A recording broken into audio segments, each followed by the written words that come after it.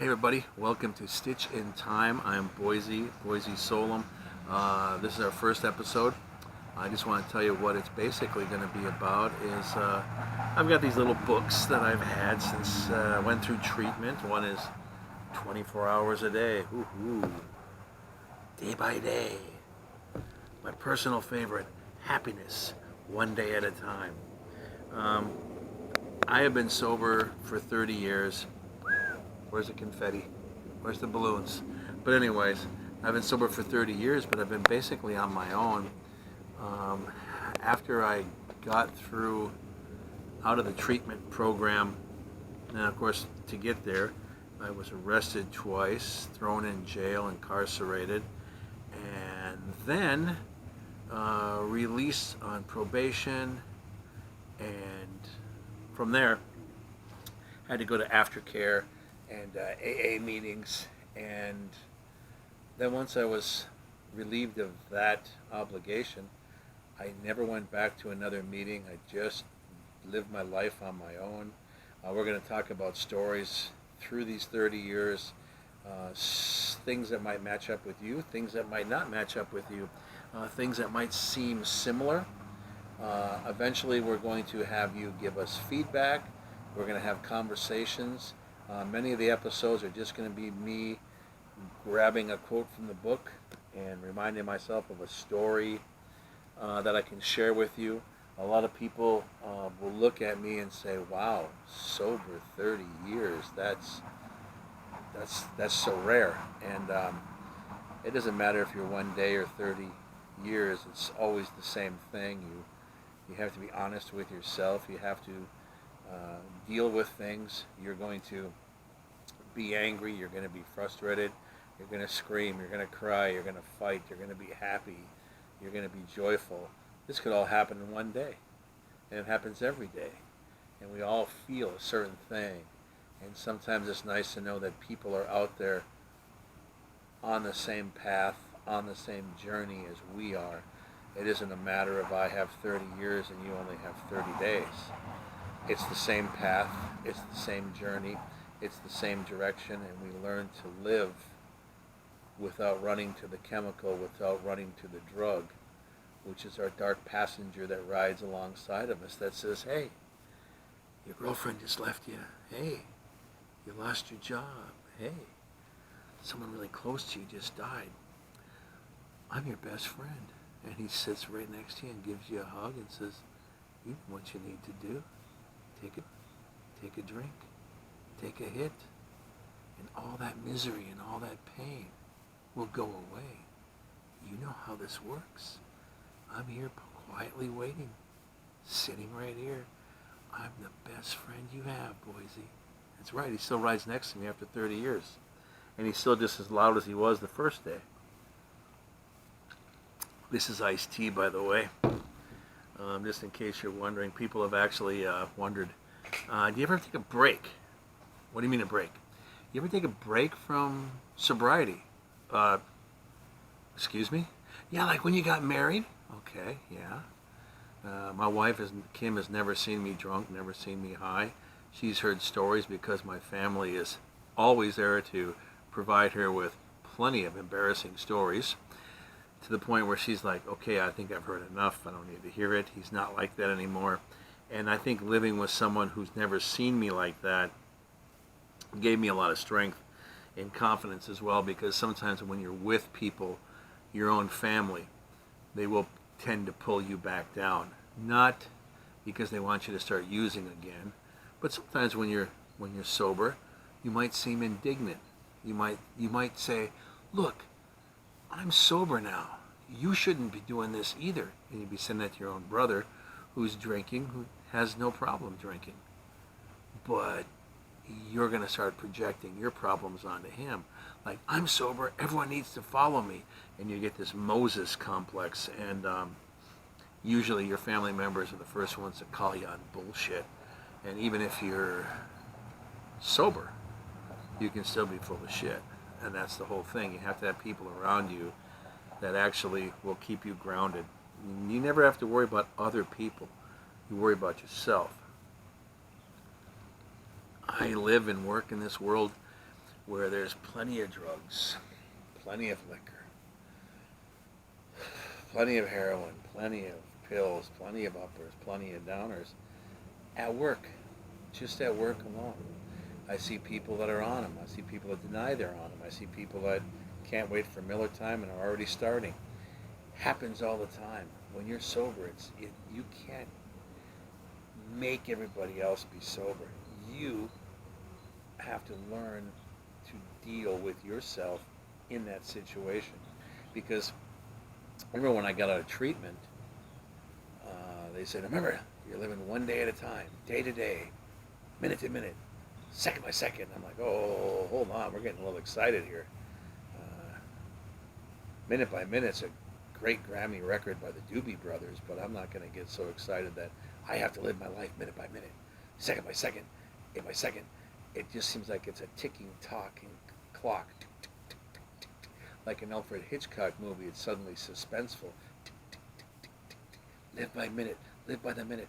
And that type of pace makes me upset, makes me nervous, and actually just makes me want to just start using again just to get rid of the ticking time clock. So I said to my counselors when I left, I said, I'm not going to live minute by minute. You can't do that. Well, yes, I can. I just told you. What I'm going to do is I'm going to sit on the top of a 6-story building in a lawn chair and just relax, feel the sun hitting me, got an iced tea, sipping it, and I'm just going to relax and relish in the fact that I'm sober.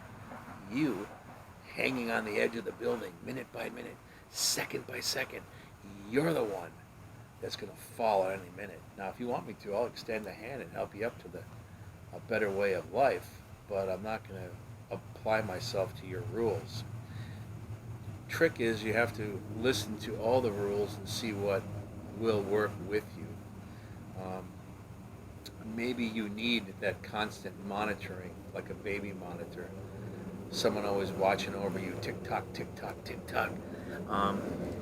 And that's the way you need to be counseled. That's the way you need to live your life. I'm not saying that's wrong. It was wrong for me. A lot of things that I'm going to share with you might not ever occur to you.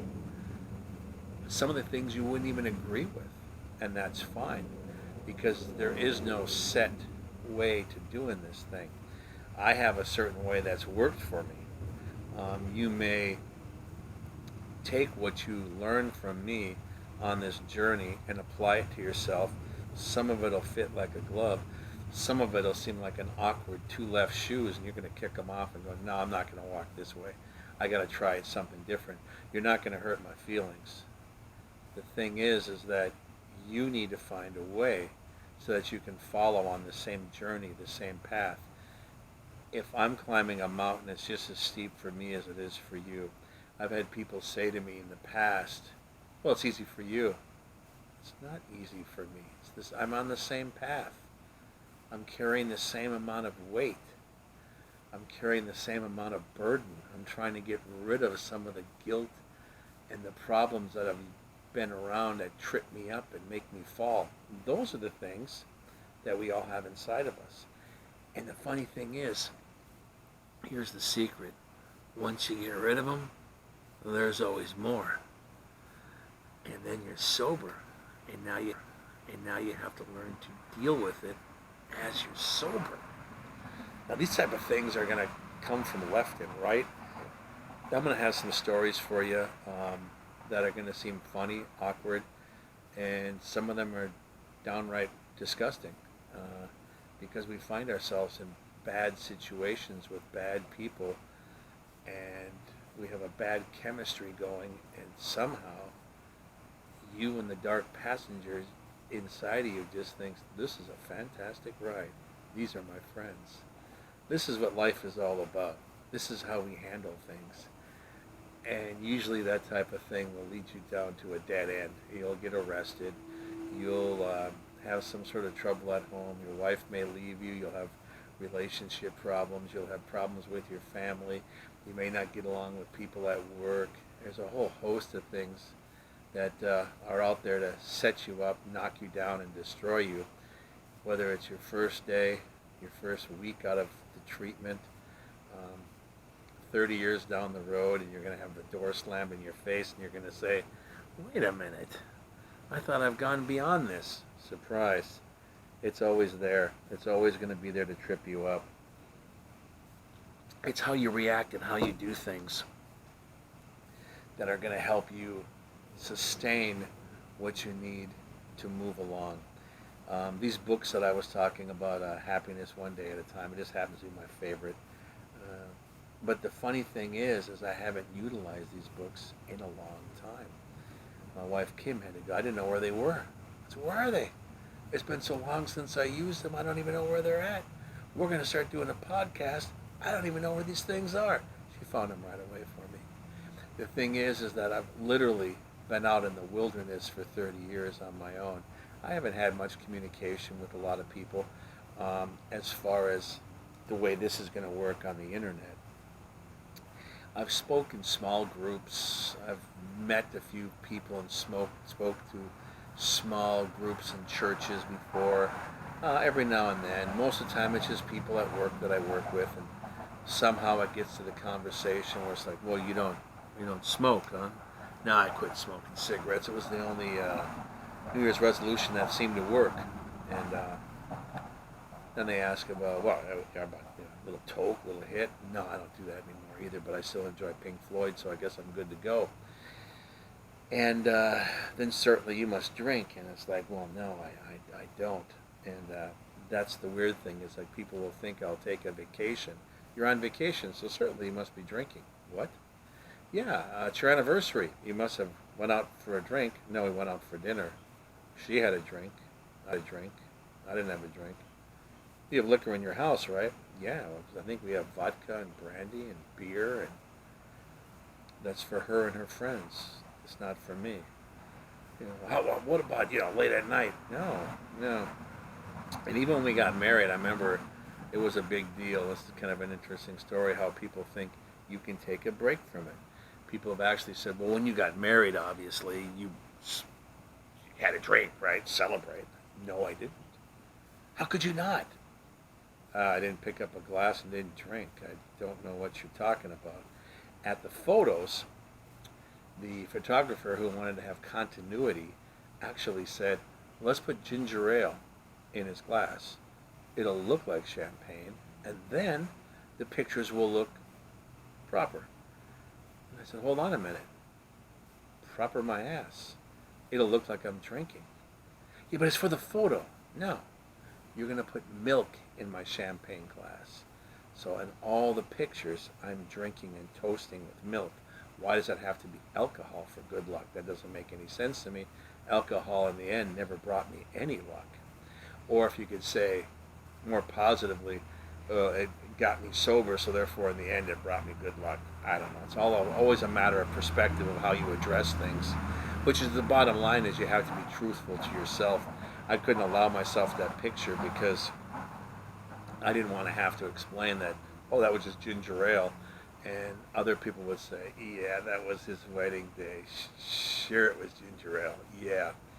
And that's the whole thing, is when you're on this journey of sobriety, sometimes your very own people that root for you will challenge and question you, like, are you really sober? And if you're starting this journey, you're going to notice your friends are going to question you. Some are going to doubt you. Some will mock and laugh at you. Some will think that you're just being a weird duck and you'll get back to normal soon enough. But even family members, you'll go through these different stages where you'll say, hey, I've been sober for a week. Oh, well, that's just great. Hey, I've been sober for a month. Well, okay, good for you. Hey, sober 2 months. Hey, it's not much of a milestone. It's just month after month after month. 6 months, half a year. Okay, well, that's kind of something. I've been sober for a year. Oh, that's an anniversary. Okay, that's good. Yeah. Keep up the good work. And there's always this like big deal, doubt in some people's voices when they're in your family that hear you say this. Because remember, not that they're rooting against you, but before you had your 1 year anniversary, you also told them, hey, I've been sober 7 months. Hey, I've been sober 8. Hey, I've been sober. Hey, I've been sober 9. We all know what comes after 9, right? Yeah. Numero diez. Yeah, I've been sober 10 months. Yeah, 11 months. Now it's like, so people hear this and that's all they ever hear out of you. So sometimes they get bored with the communication, not so much that they're not rooting for you. And then it's a second year, then it's a third year, then it's like, hey, I made a 5 year. Then it's like, well, people start noticing, hey, that's yeah, 5 years, yeah, that's good, that's good. And 10 years, oh my God, 10 years, it's like, hey. And then some people are really strongly rooting for you, and along the way, and then some are starting to question you, like, what are you trying to do? Make us look bad? I have family members actually say that to me. Hey, I've been sober 12 years. Oh, you're just trying to make me look bad. No, that's not my motivation. I'm sure if you made yourself look bad, you did it on your own accord. You did a fabulous job. You didn't need my help. But then you get to a point where you've been sober long enough, or people that have been around you long enough, they really don't even give a shit. Hey, I've been sober 15. Yeah, it's the sober guy. 20 years. Oh, great, great. Some of us haven't even been married 20 years. We've gotten divorced and married 3 times. I've done something for 20 years straight. Yeah, sure, whatever. 25 years. Oh my God, I had a silver anniversary for myself. I remember the 20th anniversary. I told Kim, I said, I'm going to go to an AA meeting and show up and just say, hey, my name is Boysie, and I'm a recovering addict and an alcoholic, and I've been sober for 20 years, and just listen to hear if I can hear a pin drop. And I told Kim, I said, they'll probably just be rubbing my belly like Buddha. Hey, a little bit of luck, a little bit of luck. But I couldn't find a place that I wanted to go to on my 20th. Same thing happened on my 25th. And that was weird because I thought a lot of the AA meetings that I had to go court-ordered back 25 years before that, they seemed to be gone, and they were all kind of co-opted into churches, which is all right, but my sobriety had nothing to do with the Bible. Some people, it has everything to do with the Bible. So I'm not saying the Bible has nothing to do with anything.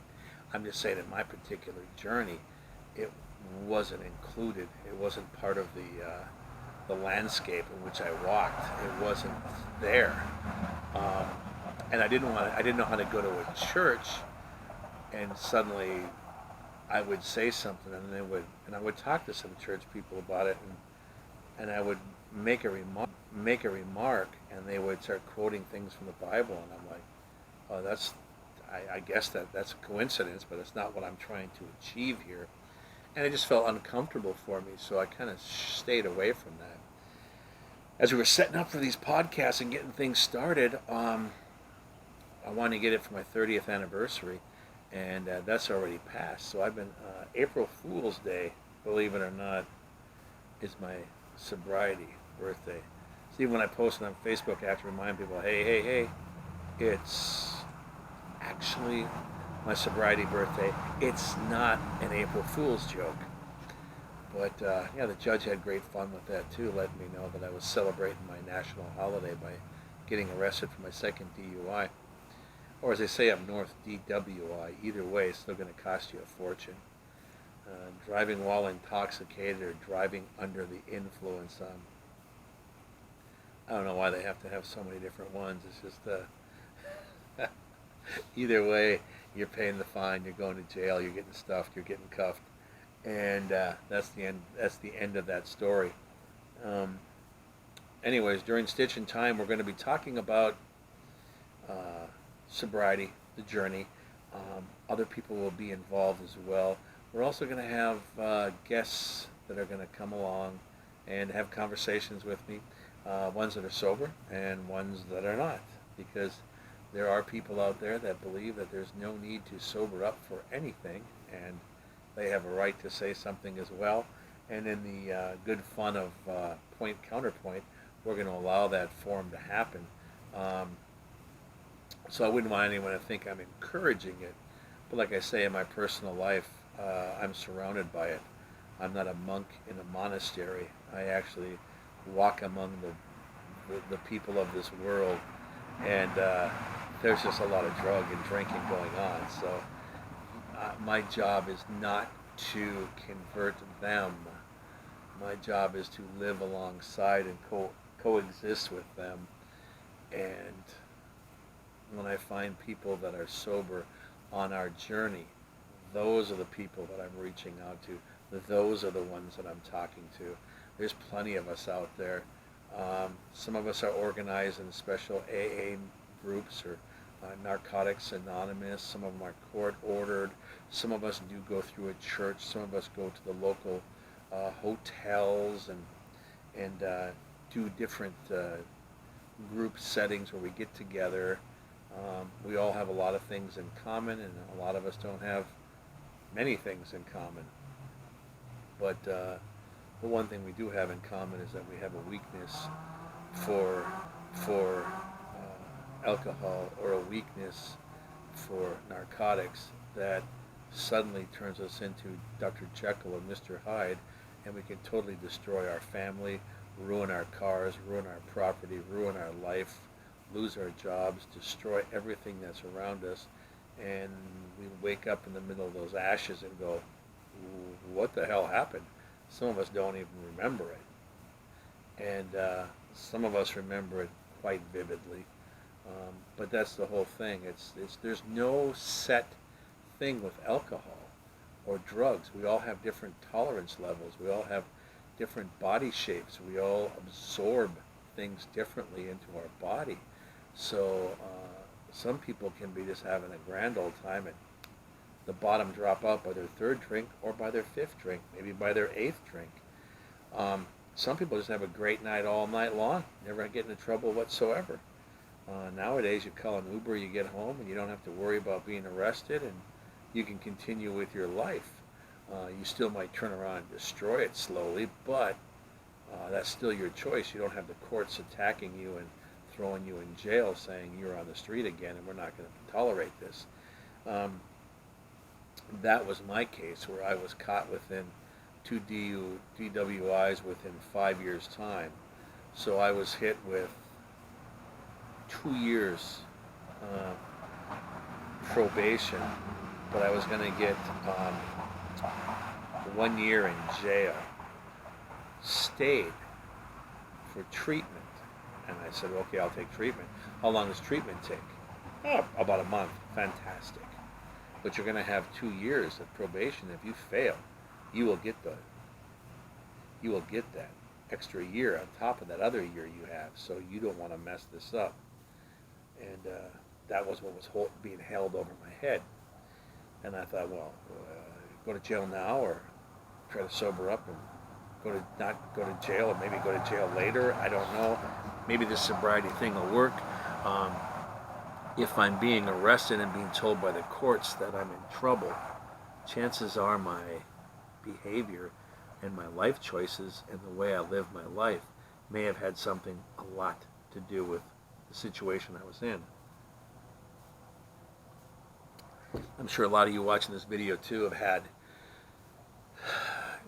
arresting DWIs and other things that may have occurred in your life, and you can certainly sympathize with that, because when your back is against the wall, you don't have a lot of choices, and a lot of us, that's considered rock bottom.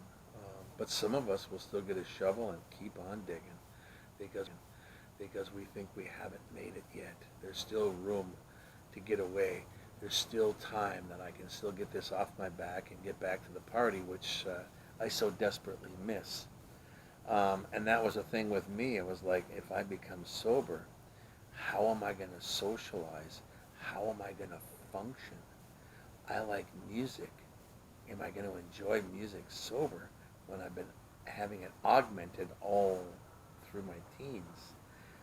Forgetting the fact that I listened to music as a 6-year-old and a 4-year-old and enjoyed music then. But I got into party situations, house parties, bring the music, get the party, have a little drink, loosen up a little bit, have a little smoke, do a little something. Then you get a chance to meet a girl and you kind of take that path. and that's how you socialize. So pretty soon, that's how I thought it always was with me. So that's all I could do. The more I drank, the more fun we had, the more wilder it got.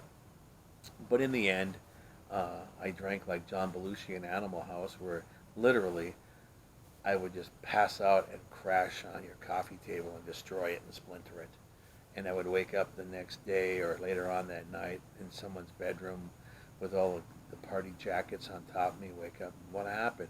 And someone would have to explain to me what I had done. And I didn't remember, or if I did, I just denied it even. Like, well, that wasn't me. I don't remember that at all. What are you talking about?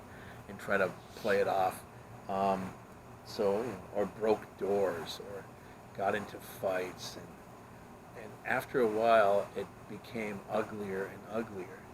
And I did a lot of bad stuff in my life that got me to the point with the 2 DUIs and got me arrested. So I literally looked at it like, I'm going to try to honestly do this. And if I can really apply myself using methods that they're teaching me in treatment to change the way I react and look at myself and try to self-analyze myself, step out of character, look at myself and see myself in a situation, how I should act, or why am I acting a certain way. These are things that are tools you learn when you're in treatment. You sometimes forget about them. They're actually not what you would think normal way of thinking. Stepping out, it's a very hard thing to do, to step out of your own character, look at yourself and evaluate yourself and see what you're doing. Just to say, I think I know what I'm up to. I think I know what I need to do. I think this is working. I think this is not working. Just because you're sober doesn't mean everything is going to work and everything is going to be good. You are still going to have situations where bad things are going to pile up on you right away, and you don't know where to turn, and sometimes just staying sober is the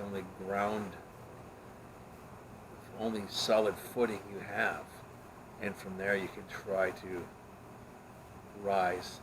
Even though I've been sober for 30 years, I've fallen on my face many a times, privately, publicly, had embarrassing things happen to me, and the important thing is, as you're laying there in the dirt, you have to get up. You have to get up and keep moving.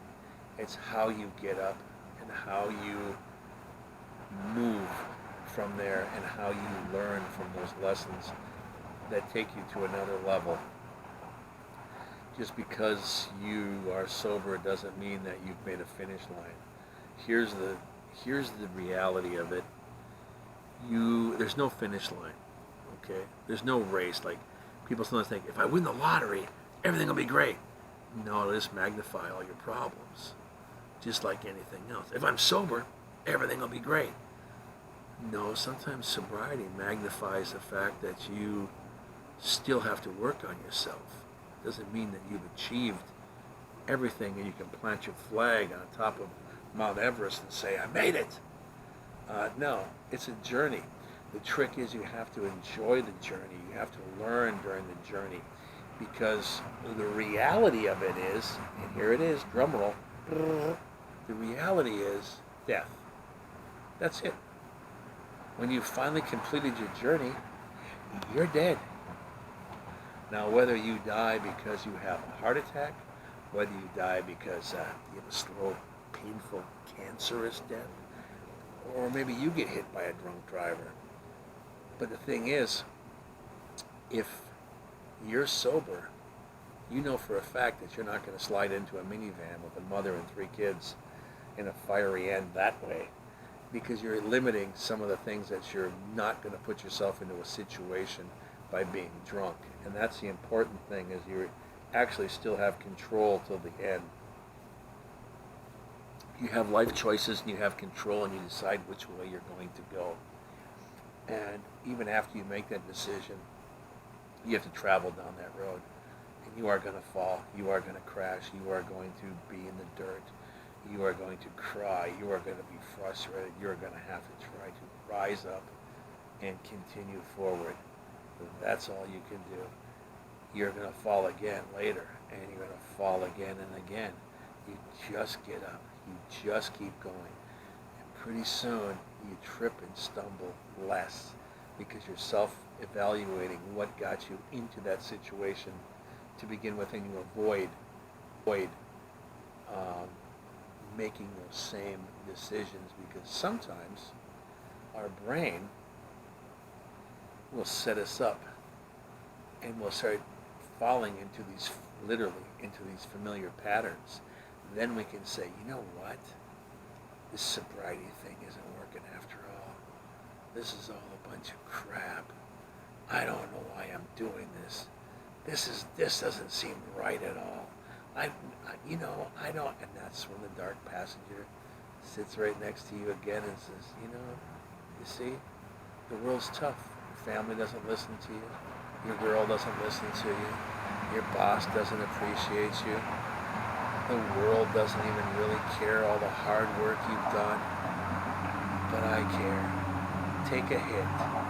Take a drink. You know how it works.